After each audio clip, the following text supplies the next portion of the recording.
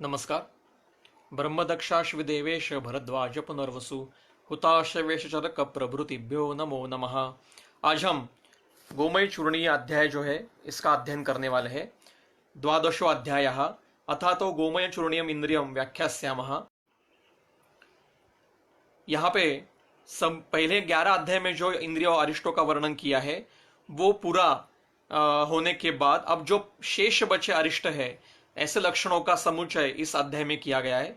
चक्रपाणी कहते हैं कि पारिशेष्यात गोमय चूर्ण मासांतम तस्य जीवितम, मतलब जिस व्यक्ति के शिर प्रदेश से गोबर जैसा चूर्ण बार बार निकलता है ऐसा आतुर 1 मास से ज्यादा जीवित नहीं बचता। निकशन इव य पादौ च्युतांसः परिधावती विकृत्या नस लोकेस्मिन् चिरम वसति मानवः। निकंशन इव की टीका है घर्षण इव, जो व्यक्ति चलते समय पादों को घिस के चलता है वो पैरों को उठा नहीं पाता है और जब वो धावन करने लगता है, दौड़ने लगता है, तब उसके दोनों अंश प्रदेश जो है, दोनों कंधे जो है वो गिर जाते हैं और नीचे झुक के उसको दौड़ना पड़ता है और वो बिना किसी हेतु से होता है। तो वो व्यक्ति इस लोक में ज्यादा देर अभी रहने वाला नहीं है। सूत्र 5, यस्य स्नातानुलिप्तस्य पूर्वं शुष्यति उरव भृशम आर्द्रेषु सर्वगात्रेषु सह अर्धमासम न जीवति। जिस व्यक्ति ने स्नान किया, जिस आतुर ने, आतुर की बात चल रही है, बिना आतुर के हो नहीं सकता, तो जिस आतुर ने स्नान किया है, लेप लगाया शरीर पर, ऐसे अवस्था में पहले उसका उरव प्रदेश सूख जाता है और बाकी का शरीर आर्द्र ही रहता है, ऐसे व्यक्ति 15 दिन से ज्यादा जीवित नहीं रहता। सूत्र 6, यम उद्दिश्यम आतुरम वैद्य संवर्तितुम औषधम यतमानो न शक्नोति दुर्लभम तस्य जीवितम। जिस आतुर की अपेक्षा से उसके उद्देश्य से वैद्य कोई अगर औषधि तैयार करने की शुरुआत करता है पर वो औषधि पूरी तरह से बना नहीं पाता है, बीच में ही औषधि खराब हो जाती है, तो वो व्यक्ति का जो आतुर है उसका जीवित अब शेष नहीं बचने वाला। विज्ञातम बहुशा सिद्धम विधिवच्च अवचारितम न सिद्धति औषधम यस्य नास्ति तस्य चिकित्सितम। औषधि, विज्ञातम औषधि वो पता है, बहुशा सिद्धम मतलब कई प्रकारों से उसकी कल्पना की जा सकती है। विधिवच्च अवचारितम मतलब योग्य प्रकारे विधि युक्त उसका रुग्ण में अवचारण भी किया है। इतना होते हुए भी अगर वो औषधि न सिद्धति, वो औषध सिद्ध नहीं होती है, उससे व्याधि उपशम नहीं होता है, तो उस व्यक्ति की चिकित्सा अब नहीं हो सकती। आहारम उपयुंजानः विषजा सुपकल्पितम यह फलम तस्य। अब तो दूताधिकारो वक्ष्यामः लक्षणानि मुमूर्षताम यानी दृष्ट्वा भिषक प्राज्ञः प्रत्याख्यायत असंयमम। दूताधिकार वक्षण मुमूर्षु मतलब मृत्यु मुखी पड़ने वाला या मृत्यु की तरफ जाने वाले व्यक्ति के अनुषंग से दूताधिकार के लक्षण बता रहे हैं, लक्षण समझना चाहिए। मुक्त केश अथवा नग्ने रुदति अप्रयते अथवा भिषक अभ्यगतम दृष्ट्वा दूतम मरणम आदिशेत। मतलब जिस समय दूत आता है तो वैद्य मुक्त केश मतलब पूरे बाल खुले छोड़ के बैठा है। प्राचीन काल में पुरुष भी बाल, वैद्य स्त्री हो या पुरुष हो, अगर उसने बाल खुले छोड़े हैं और उस समय अगर रुग्ण आया या रुग्ण का दूत आया, आगे है अथवा नग्ने, वैद्य अगर नग्न है या फिर उसके वस्त्र शरीर पर अच्छी तरह से ढके हुए नहीं है, ऐसा अवस्था में आ गया तो वो भी असाध्य होता है, रुग्ण असाध्य होता है। रुदति अप्रयत था, रुदति मतलब रोदन, वैद्य अगर रो रहा है या शोक में है, और अप्रयति मतलब वो अपवित्र अवस्था में है और उस समय में अगर दूत आता है तो ऐसे दूत आज जिसने भेजा है वो आतुर मृत्यु होने वाला है, ऐसा समझना चाहिए। सुप्ते भिषजी ये दूता छिंदति अपि च भिंदति आगच्छति भिषक तेषाम न भरतारम अनुव्रजेत। मतलब वैद्य अगर सो रहा है या उस वैद्य दूत जब आता है तो वैद्य कुछ तोड़ रहा है या भिंदति फोड़ रहा है, ऐसे समय में अगर आता है तो उस दूत का जो भरतार है मतलब जो आतुर है वो रहे, अभी जीवित बचने वाला नहीं है। जुंवती अग्नि मेथा पिंडान पितृभ्यो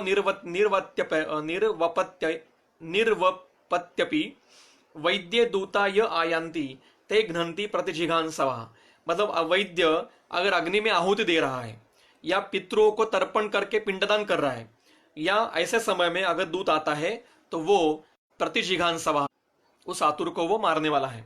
अब सूत्र नंबर 13, कथयति अप्रशस्तानि चिंतयति अथवा पुनः वैद्य दूता मनुष्याणाम आगच्छन्ति मुमूर्षताम।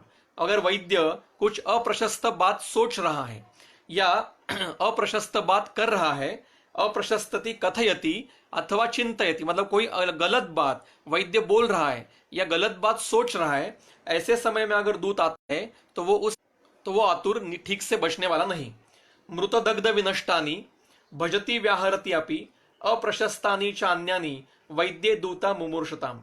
मतलब मृत दग्ध विनष्ट, इस पद्धति से मतलब किसी की मृत के लिए या दग्ध के वाचक या विनष्ट के वाचक ऐसी कोई बात अगर वैद्य बोल रहा है या उसके अनुषंग से कुछ कार्य कर रहा है, तो उस अप्रशस्त समय में अगर दूत आता है तो वो आतुर मुमूर्षु है, ऐसा समझना चाहिए। विकार सामान्य गुणे देशे काले अथवा भिषक दूतम अभ्यागतम दृष्ट्वा नातुरम तम उपाचरित।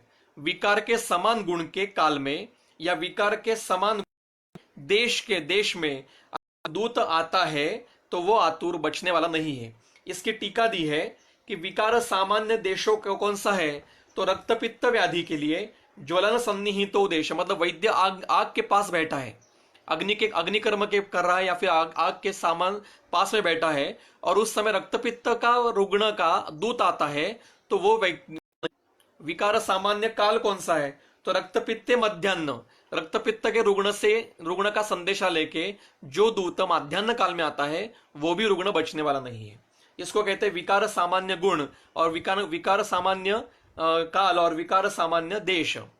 आगे है दीत भीत द्रुत त्रस्त मलिनाम असतीम स्त्रियम त्रीन व्याकृतिश्च षंडांश्च दूतान मुमुविद्यान मुमूर्षुताम।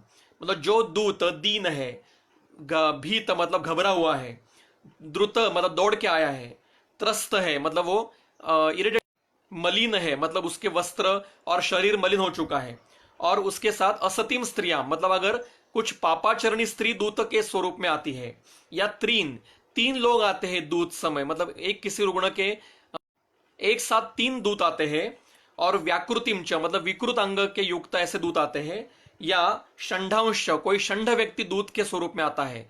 यहाँ पे चक्रपाणी षंड पाठ लिया है, तो गंगाधर जी ने पंड पाठ लिया है, और पंड का पाठ का अर्थ भी नपुंसक ऐसा ही दिया है, तो दोनों अर्थ एक ही है।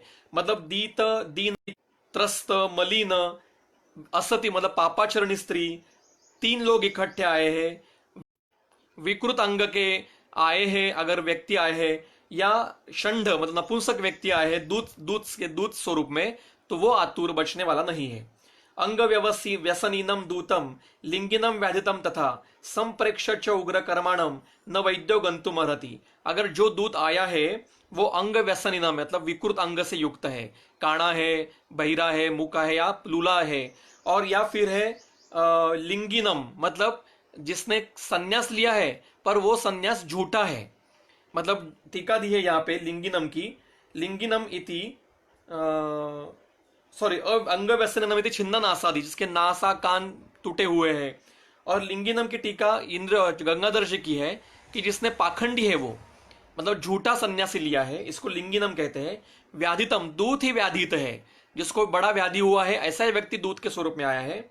और उग्र कर्माणम, उग्र कर्म की टीका है मारणाद्य कर्म प्रवृत्तम, मतलब जो उग्र कर्म करने वाला ऐसा व्यक्ति है तो उसके साथ वैद्य ने जाना नहीं चाहिए।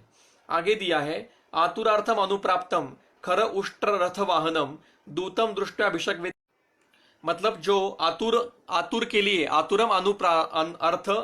आतुरार्थम अनुप्राप्तम, आतुर के विषय में बताने के लिए अगर कोई दूत गधे के या ऊंट लगाए हुए ऐसे रथ पे आता है, मतलब ऊंट जिसको चला रहा है या गधा जिसको चला रहा है, ऐसे रथ पे अगर वो दूत आता है तो समझिए कि वो आतुर मृत्यु से पराभूत होने वाला है।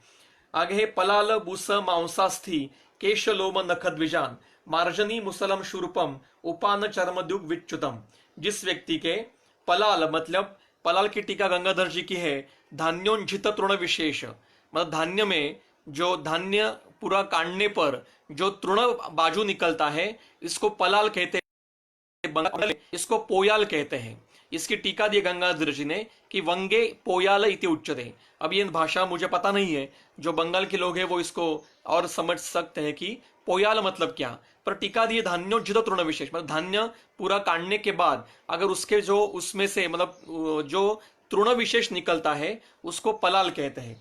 तो पलाल बुस, बुस मतलब तंडुल, हीन धान्यम मतलब हीन धान्य है कोई।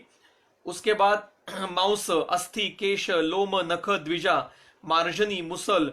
मार्जनी मतलब गृह सम्मार्जनी मतलब झाड़ू, उसको मार्जनी कहते हैं। मुसल, शूर्प, उपानत, चर्म, विच्युतम टूटे हुए चप्पल, ऐसा तृण, काष्ठ, तुषार, अंगार, इसको स्पर्श कर रहा है वैद्य। और लोम अष्टम च, लोष्टम, लोष्टम मतलब मिट्टी का ढेला, और अश्म मतलब दगड़, इसको वैद्य स्पर्श कर रहा है। तत्पूर्व दर्शने दूता व्याहरंती मुमूर्षताम, एक तो उसको स्पर्श करते समय या फिर इन वस्तुओं को देखने के बाद तुरंत दूत आता है, तो वो वैद्य जो दूत आया है वो आतुर बचने वाला नहीं है।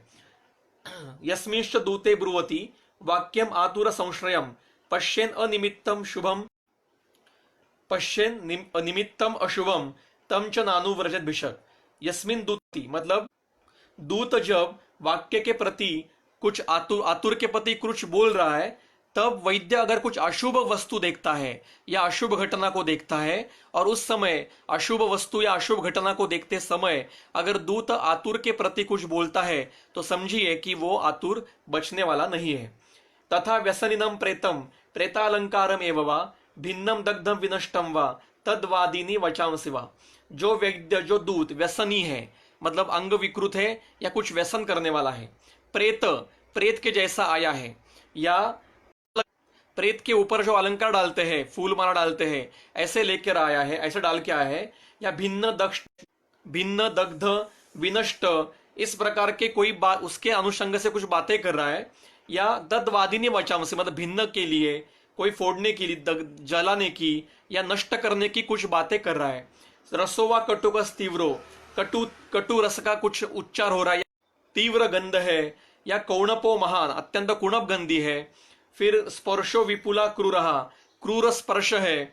और यदि वह अपि अशुभम, और भी अन्य कोई अशुभ घटक है, तो उसको तत्पूर्वम अभी तो वाक्यम, वाक्य काले अथवा पुनः दूतानाम व्याहृतम श्रुत्वा धीरो मरणम आदिशेत, मतलब इस सभी घटकों को वैद्य स्पर्श करता है या उसके बारे में कुछ सोचता है, और उस समय में दूत आता है, या दूत जब आया है उस समय में दूत कुछ बता रहा है, तब उस समय में इस प्रकार के कुछ कौणप गंधी आता है, उग्र गंध आता है, कटुरस के पदार्थों का रस आता, गंध आता है। तो इस प्रकार से कुछ अलग जो लक्षण दिए हैं, तो जो आता है, तो उस समय में जब दूत आता है तो ऐसा समझकर वैद्य ने यह समझना चाहिए कि आतुर अब बचने वाला नहीं है।